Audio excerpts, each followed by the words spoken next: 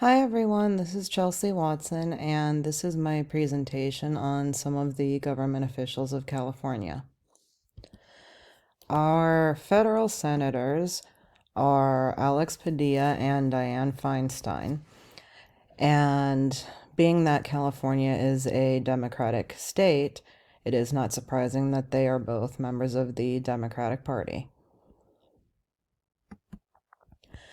I live in a city called Thousand Oaks, California, and that is the 26th congressional district. And my member of Congress is also another Democrat named Julia Brownley.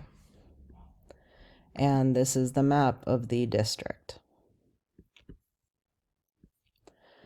My state senator for my area is Henry Stern, member of the Democratic Party, and Thousand Oaks is in the 27th Senate District. And here is a map of that. My state assembly member for Thousand Oaks is Jackie Irwin, another Democratic Party member. And the assembly district for Thousand Oaks is the 44th district. Here's the map of that. Now, a very pertinent question, when it comes to politics is, could there be a possibility of gerrymandering?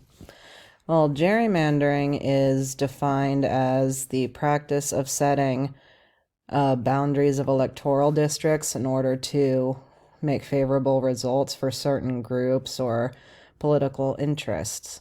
Given if you compare the maps of my different state, assembly, etc. districts, I mean, they for the most part look the same. There is slightly different boundaries, but I don't believe that there is any gerrymandering going on personally. I could be wrong, of course. I'm not a politician, but I don't think that it's happening. To me, the districts look pretty much the same. There are a little bit of areas here and there that are different, but that's to be expected. Not every level of the government is going to divide up the districts exactly the same way, and that's for whatever reason, we don't know. But yeah, I don't think it's going on. But anyway, I would like to thank you all for watching, and I hope you enjoyed this.